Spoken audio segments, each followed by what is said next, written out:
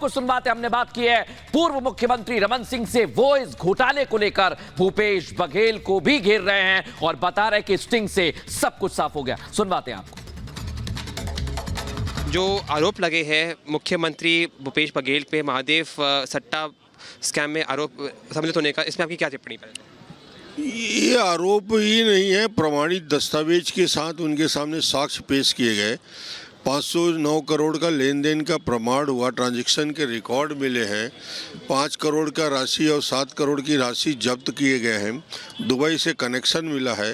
Dubai के connection के साथ इनके सचिवालय के 3 अधिकारियों का सीधा महादेव ऐप के जो संचालक हैं उनके साथ पैसे का ट्रांजैक्शन का प्रमाण ईडी ने प्रस्तुत किया है। इसके बाद क्या बचता है मुझे समझ में नहीं आता भूपेश बघेल का। ये अब कोई उसको रंगे हाथ कोई उसके घर में पकड़ेगा क्या? इससे ज़्यादा प्रमाण। लेकिन देखिए मुख्यमंत्री जी तो ये कह रहे हैं कि ये सब आरोप है, इनको उनकी छवि धूमिल करने के लिए ये सब आरोप है भारतीय जनता पार्टी द्वारा। बताइए। महादेव ऐप में इतना बड़ा खुलासा पीएमएलए में prevention of money laundering act में हुआ है तो क्या आसमान खा गया पैसा? पूरा संरक्षण प्राप्त है छत्तीसगढ़ में ऐसे अपराधी गतिविधियों का। सट्टा जुआ और इस अपराध में इलेक्शन के लिए फंडिंग कर रहे हैं।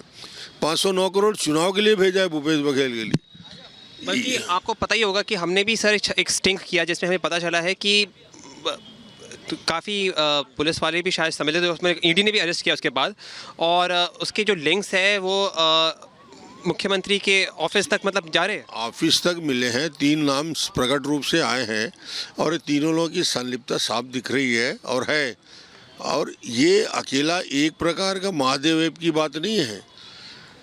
हिंदुस्तान में और कहीं ऐसा हो सकता है क्या? सरकारी खजाना का लूट इतना खुलेआम हो कि बिना हॉलमार्क के 40% शराब को बिना टैक्स पटाए सरकारी शराब दुकान से बेची जाए।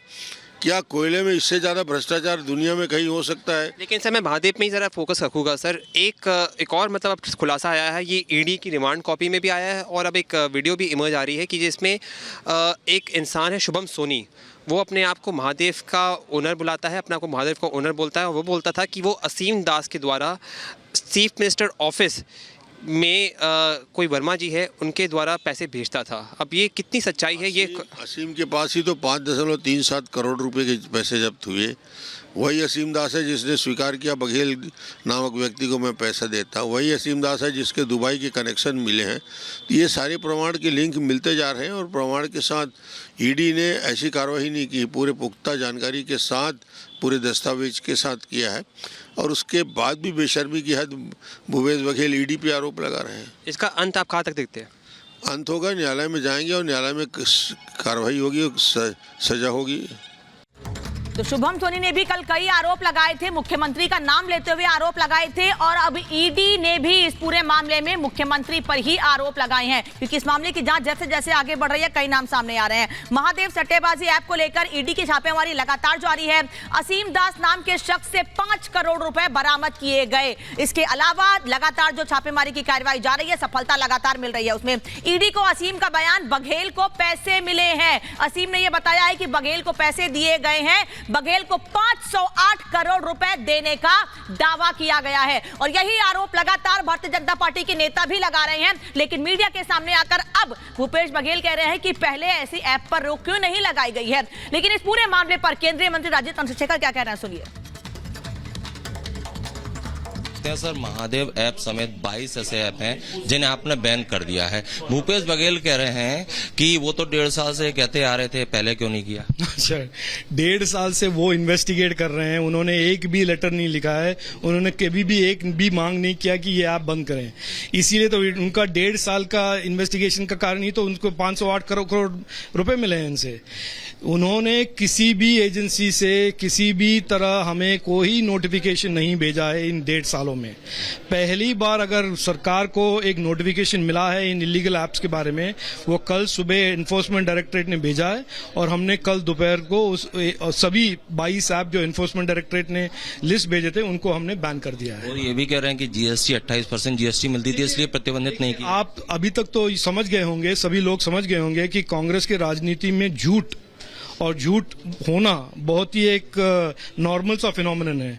यहाँ पर भी बघेल जी झूठ बोल रहे हैं, वो भी जानते हैं, सब जानते हैं, क्योंकि 1.5 साल से वो एक इन्वेस्टिगेशन को खींच रहे हैं जो 6 मिनट में पता कर सकते थे कि ये एक बेटिंग ऐप है, और 6 मिनट में वो लेटर लिख सकते थे कि देखिए इसको बैन कीजिए। सीधे सीधे उन पर आरोप लगा है 508 करोड़ रुपए ले रहे हैं, दुबई से वीडियो जारी हुआ है, इसके बाद क्या उन पर शिकंजा कसेगा? तो एनफोर्समेंट डायरेक्टरेट और एजेंसीज तय करेंगे। मेरा काम यही था, हमारे सरकार और हमारे मिनिस्ट्री का काम था कि ये इलीगल ऐप्स जो क्रिमिनल ऐप्स हैं उनको बंद करें, हमने बंद कर दिया। रिपब्लिक ने स्टिंग भी किया है, अभिषेक पल्लव जो एसपी हैं उन्होंने भी कबूला है, कई और लोग इस स्टिंग में फंसे हैं, तो इनके खिलाफ क्या सख्त कार्रवाई के निर्देश? मेरा स्पष्ट कहना है, इसमें कोई दो राय नहीं है कि पूरा का पूरा बघेल के सिस्टम, भूपेश बघेल जी के सिस्टम इनके पीछे थे, इसीलिए उनको 508 करोड़ रुपए मिले, इसीलिए 1.5 साल से उन्होंने कोई एक्शन नहीं लिया उनके साथ।